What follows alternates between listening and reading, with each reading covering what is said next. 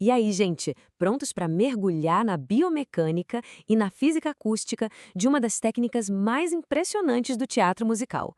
Estou falando do belting masculino. Pensem no palco da Broadway como um gigantesco laboratório de ciência vocal.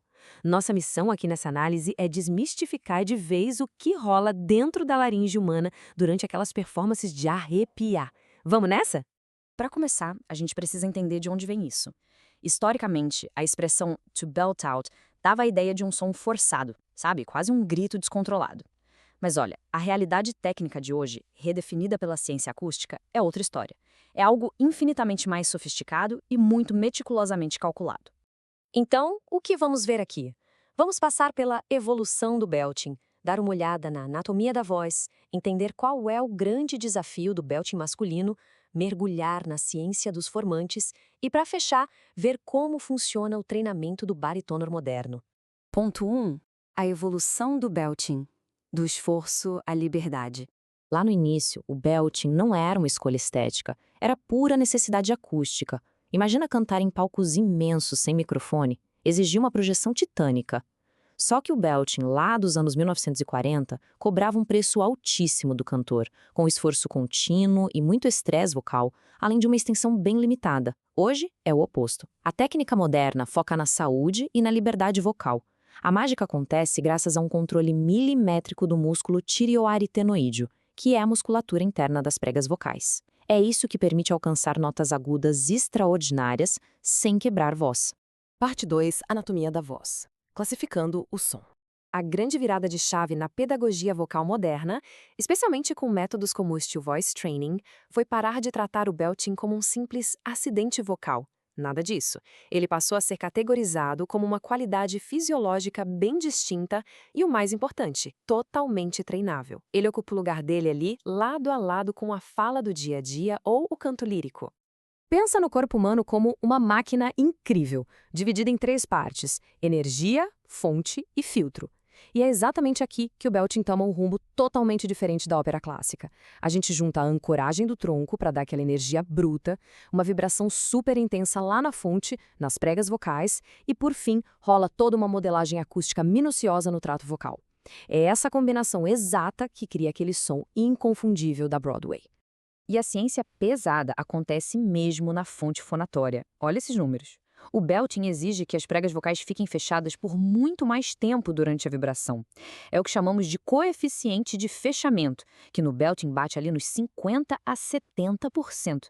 Basicamente, isso se traduz em uma adução muscular fortíssima e uma pressão absurda, bem maior do que exigida no canto clássico. Seção 3. O desafio do belting masculino. Navegando pelo passágio. Agora, vamos falar de um obstáculo fisiológico que é brutal para as vozes masculinas na hora de transitar para os agudos. O temido passágio, ou zona de quebra. No canto lírico, a galera resolve isso com a chamada cobertura, que serve para escurecer o timbre e evitar que a voz fale. Mas no teatro musical contemporâneo, esquece. O palco exige aquele som metálico, direto lá na frente. Então, aquela técnica clássica profunda simplesmente é descartada. Isso exige um verdadeiro malabarismo mecânico. Ao invés de jogar a laringe lá para baixo, como no estilo erudito, o artista de belting faz uma semi-cobertura. A laringe fica um pouco mais alta, a faringe mais estreita e rola um ajuste super fino nas cartilagens logo acima das pregas vocais. O resultado é aquele brilho agudo cortante que a gente chama de energia de twang. É um espaço acústico perfeito que vive no limite entre o refinamento operático e a energia crua de um grito. O que nos leva à parte 4? A ciência dos formantes. O famoso rastreamento F1H2. Gente, a ciência vocal moderna revelou um segredo acústico que é simplesmente fascinante: a sintonia de formante. O belting de elite acontece quando o cantor manipula de forma intuitiva o formato da boca e da garganta. O objetivo é fazer com que a primeira frequência de ressonância, o formante 1, se alinhe perfeitamente com o segundo harmônico da nota.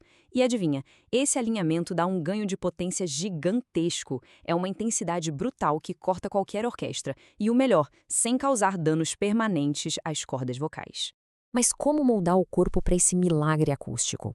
É preciso remodelar totalmente o trato vocal. O cantor adota um formato de boca em sino, abrindo a mandíbula como se fosse um megafone mesmo. Isso é o exato oposto do megafone invertido usado pelos clássicos.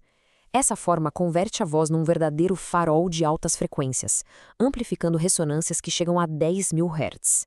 É exatamente isso que gera aquela clareza instantânea que faz a gente se arrepiar no teatro. E, finalmente, ponto 5, treinando o baritôno moderno, a pedagogia na prática. Imagina levar toda essa ciência para o palco e ainda sustentar uma maratona absurda de 8 shows por semana. A chave de ouro aqui é a dissociação muscular. O cantor treina para controlar de forma totalmente independente estruturas como as falsas cordas vocais, a inclinação das cartilagens, a altura da laringe e do palato mole, além de ancorar cabeça e tronco. É o domínio absoluto do próprio corpo para garantir o máximo de performance com o mínimo de desgaste. Tem um conselho muito bom do Kenneth Bozeman que resume a regra de ouro dos grandes pedagogos vocais no mundo todo. A ideia é manter a laringe o mais estável possível e a pressão respiratória sob controle, priorizando sempre aquele brilho sonoro no lugar da profundidade. Ou seja, o timbre metálico incrível do belting precisa nascer da eficiência acústica no trato vocal. Nunca, em hipótese alguma, ele deve vir de um empurrão perigoso do peito subindo a laringe à força. Como a Mary Saunders Bourne aponta muito bem, para o teatro musical hoje não é mais ou isso ou aquilo, é o pacote completo. Essa evolução pedagógica quebrou antigas barreiras. Hoje não se aceita mais aquelas limitações rígidas do passado. É esperado que o cantor masculino tenha o peso dramático e quente de um barítono, mas com agilidade e alcance de um tenor. É assim que nasce o barítono moderno, um artista pronto para dominar absolutamente qualquer partitura. Toda essa compreensão mecânica nos mostra que aquelas limitações antigas eram, na verdade, só escolhas técnicas da época. Com a ciência mapeando novos potenciais acústicos o tempo todo, aquela linha que separava o limite clássico do belting extremo simplesmente desapareceu. E aí fica a grande questão para a gente pensar. À medida que os modelos pedagógicos continuam a decodificar os segredos da laringe humana, quais serão as próximas fronteiras vocais que os artistas vão quebrar? Fica a reflexão.